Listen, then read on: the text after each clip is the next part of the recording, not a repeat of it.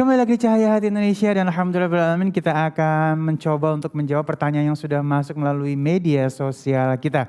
Dan mohon kesediaannya untuk yang pertama guru kita Al-Habib Muhammad Syahab. Ini pertanyaan dari @iman.fjr. FJR mungkin Fajar ya, FJR. Baik, pertanyaan beliau adalah, Ustadz bagaimana cara menasihati istri yang ingin melepas hijabnya? Aduh jangan dong ya. Karena saya nggak mau jadi bertengkar besar, tapi juga sangat tidak senang aurat istri saya terbuka kembali. Silakan ya Habibi. Bismillahirrahmanirrahim. Sesuai dengan ayat Allah Subhanahu wa taala, Ar-rijal qawwamuna 'alan nisa. Allah Subhanahu wa taala jelas menjelaskan yaitu laki-laki pimpinan daripada kaum Hawa. Kalau kita lihat daripada hadis Nabi SAW, kullukum ra'in wa kullukum mas'ulun an ra'iyatihi. Kata Nabi SAW, setiap insan itu bertanggung jawab dengan bawahannya. Presiden tanggung jawab dengan rakyatnya. Atau dengan yang kecil misalnya, suami bertanggung jawab dengan istri dan anak-anaknya. Bertanggung jawab dengan syariat Allah Subhanahu wa taala jalla jalaluh wa ta'alat azamatuh. Penanya bagus. Dia tidak ingin istrinya membuka auratnya atau membuka jilbabnya. Nah, dia karena seorang suami adalah imam, seorang suami adalah pemimpin. Dan bagaimana cara menasehatinya? Tentunya bagi seorang suami tanya sama guru-guru agama apa hadisnya misalnya, apa Qur'annya, ajarkan, jelaskan, tapi tentunya yang pertama dengan tata cara yang baik dan tata cara yang bagus untuk menjelaskan. Kan tadi dikatakan supaya misalnya takut tidak atau jadi pertengkaran. Artinya tidak harus jadi pertengkaran. Kalau mungkin cara ngasih taunya istri misalnya siapa manggilnya orang sekarang nih, Bu atau Umi atau Mbok bukan ya? Nah, ya artinya siapalah panggilan sekarang ini kan? Panggilan sayang ya. Panggilan sayangnya misalnya jangan, karena Allah Subhanahu wa taala lebih sayang kepada hambanya, Nabi sayang kepada umatnya, umat terdahulu sebelum zaman Nabi Muhammad dia terbuka, tidak ada artinya datang zaman Nabi dimodernkan. Jadi orang tertutup itu modern. Betul. Bukan tidak modern, maka dimodernkan sama Nabi sehingga perempuan itu menjadi mahal, rapi, tertutup ketika dia keluar rumah ketemu yang bukan mahramnya. Jadi tata caranya, jadilah pimpinan dengan pimpinan yang bagus, kasih tahu dengan akhlak dan adab, walaupun isu jangan pakai jangan lepas apa mungkin marah-marah seperti itu sehingga tidak jadi menimbulkan sesuatu nikmat dalam rumah tangga.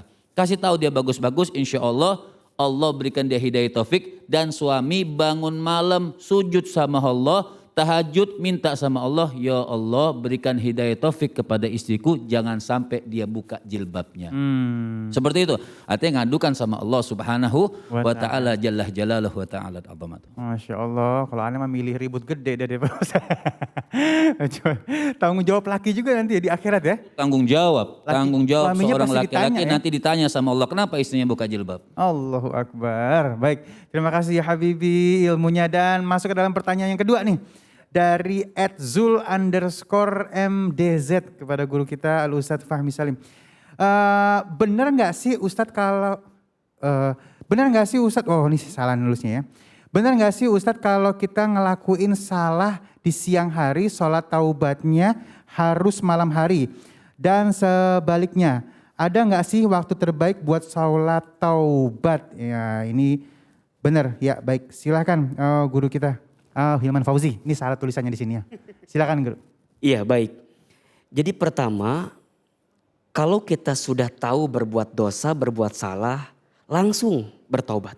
Iya. Langsung minta ampun kepada Allah. Yang sederhana adalah ucapkan kalimat astaghfirullah. Karena saat kita mengucapkan kalimat astaghfirullah itu, maka insya Allah kita sedang memohon ampun kepada Allah atas dosa yang kita lakukan. Jadi artinya tidak usah nunggu malam gitu. Ya, mohon maaf, malamnya mungkin masih ada, kitanya masih ada apa enggak? Nah tuh dia tuh. Banyak orang yang ngomong begini, udah dah kita nih dari zuhur misalnya ya, sampai ke asar bikin dosa. Dari asar bikin dosa lagi, ntar masih ada maghrib. Mohon maaf, maghribnya mungkin masih ada. Ya, Tapi kitanya masih ada apa enggak. Gitu. Maka yang perlu kita pikirkan, kita rasakan saat kita berbuat dosa dan tahu itu dosa, langsung minta ampun kepada Allah dengan mengucapkan kalimat astagfirullah. Yang kedua, terkait dengan waktu, kapan terbaik kita waktu terbaik untuk minta ampun kepada Allah? Kapanpun, dimanapun. Dengan cara apapun, tentu kalau ingin lebih afdol, lebih utama, lebih kuat, memang kita perlu menghadirkan waktu-waktu khusus. Kapan misalnya di sepertiga malam, ya, bangun di sepertiga malam, ambil air wudhu, hamparkan sajadah, minta ampun kepada Allah. Barang siapa yang minta ampun kepada Allah di waktu sepertiga malam, di waktu sahur, maka Allah akan ampuni dosa-dosanya itu. Tapi dengan sungguh-sungguh minta ampunnya. Kadang-kadang kita ini mohon maaf, bibir berkata mohon ampun. Tapi hati barangkali tidak menguatkan dengan penyesalan yang luar biasa dari dosa yang pernah kita lakukan. Dan amal juga tidak membuktikan tentang penyesalan dosa kita. Maka oleh karena itu para ulama pernah mengatakan kalimat seperti ini. Jika engkau diberikan kesempatan usia oleh Allah hari ini, maka istilah dengan kebaikan. Karena setiap kebaikan yang kita lakukan saat ini bisa menutupi keburukan kita di masa lalu.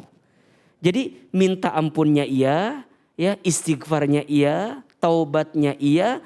Tapi yang lebih penting dari itu adalah kita punya rencana, agenda, pembuktian dengan amal kebaikan setelah kita berbuat keburukan. Begitu. Masya Allah, jadi kalau misalnya keburukan ditunda-tunda aja sampai jangan kerjain gitu ya.